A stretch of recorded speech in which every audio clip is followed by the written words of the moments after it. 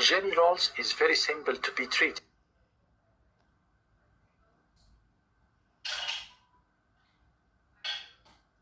In the intradermal surface. But you have to remember first that you have to do snap test before doing such injection. Snap test shouldn't be done if the skin is redundant. Injecting tons of botulinum toxin in the lower eyelid leads to smoothing of the inferior wrinkles, widens the eye apertures, and treats the Denny Morgan folds, and also enhances the lymphatic drainage. 2 weeks after injection, you can see this result. 2 weeks after injection, the patient can notice the difference before and after treatment. Also, botulinum toxin could be used in combination with energy-based devices like radiofrequency. So, how does radiofrequency work? Radiofrequency is an electromagnetic radiation in the frequency range of 3 to 300 gigahertz, producing a thermal effect, resulting in collagen remodeling. There are several types of radiofrequency, like monopolar, bipolar, or fractional. Fractional radiofrequency is another type of RF, which have needles penetrating the skin to deliver the radiofrequency energy down to. There are several types, like the insulating needles or non-insulating needles. Insulating needle is much better than non-insulating because it delivers the radiofrequency energy down to the dermis without affecting the upper layer of the skin. Here's some photos before and after treatment with radiofrequency and botulinum toxin. We proceed with botulinum toxin, and after a couple of days we can go with RF session, and we can see here the changes in the infraorbital area where the wrinkles are decreased and also the color is enhanced. This photo also shows radiofrequency after botulinum toxin, and here we can see also the effect of the botulinum toxin on the frontalis muscle, and also the changes, the good changes we can see it in the infraorbital or the periorbital area. One of the main advantages of the radiofrequency is that it could be delivered at any age. It has no downtime for the patient. It is color blind, so it can be done even to skin type 6. This is a 76 years old female seeking for photorejuvenation for her face and periorbital. And here after about 2 weeks after the radiofrequency and botulinum injection. This is before and after photos.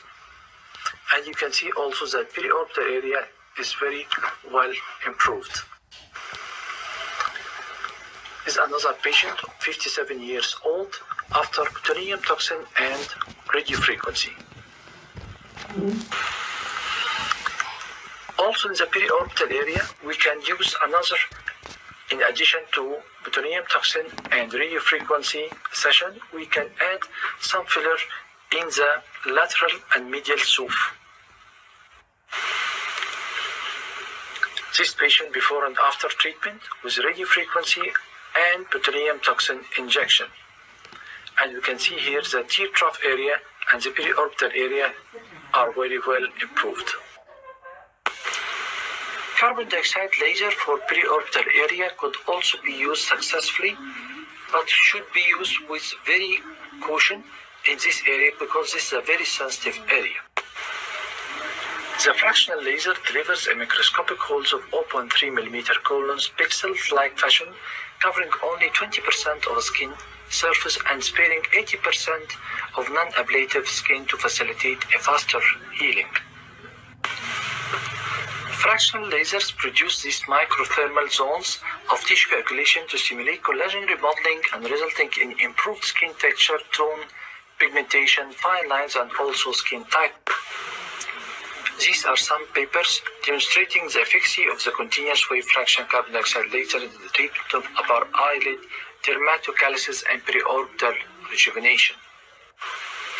Dermatogalsis is the common side effects of aging, which can have a functional as well as a cosmetic effect. However, surgical blepharoplasty having the gold standard in the periorbital rejuvenation treatment, but commonly they can cause pain, bruising, edema, which could last for about 6 weeks downtime. In cases of non-invasive treatment procedures like lasers, the patient can have a less downtime with a lower side effects. These some patients before and after treatment with carbon dioxide fractional carbon dioxide laser. Before and after treatment, after 1 month of treatment, carbon dioxide laser have a low cost with non-invasive, has a shorter operating time and recovery time with more natural outcomes and no scarring compared with traditional surgical techniques. Also, combined botulinum toxin injection could be used with fractional carbon dioxide laser and PRP for periorbital. This patient performed botulinum toxin injection for the periorbital area. 7 days later, she performed fractional carbon dioxide laser for the upper and lower eyelid, and then afterwards painting with PRP to the treated area with laser, using the laser-assisted drug delivery of the fractional laser to enhance and give these beautiful results.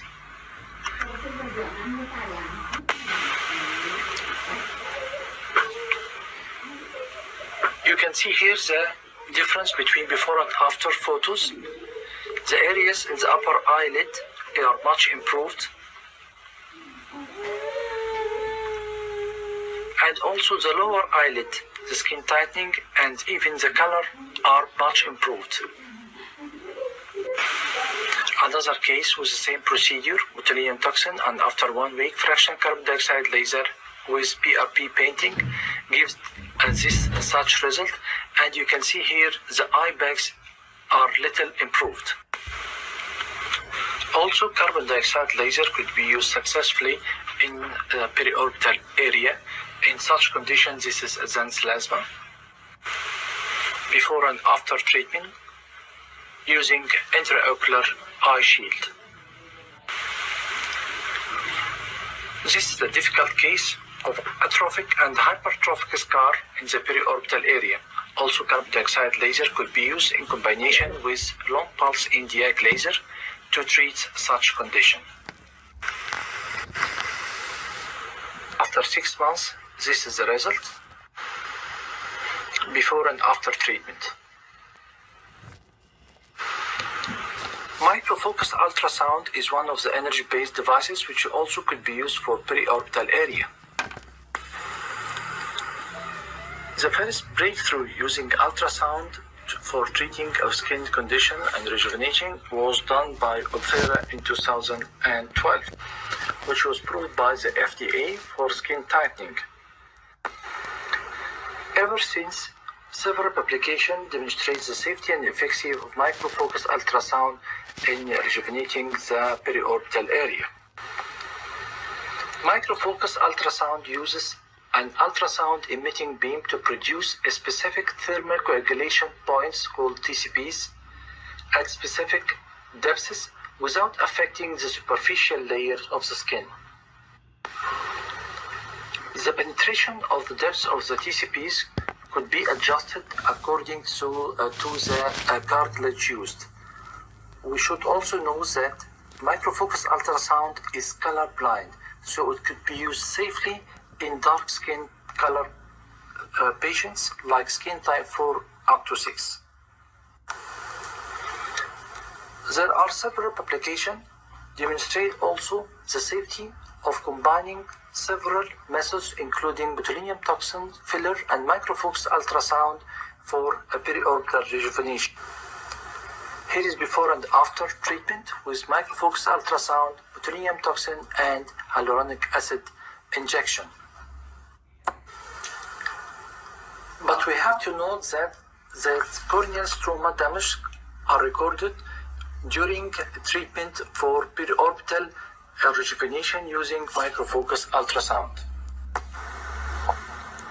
This diagram shows the penetration power and depth of the fractional laser to reach about 150 to 150 microns with a minimal downtime, while radiofrequency can go deeper to the mid-dermis, while microfocus ultrasound can penetrate even more deeper to reach the mass layer. Both RF and microfocus ultrasound are color blind, which could be used safely for dark skin type patients with no downtime after the procedure.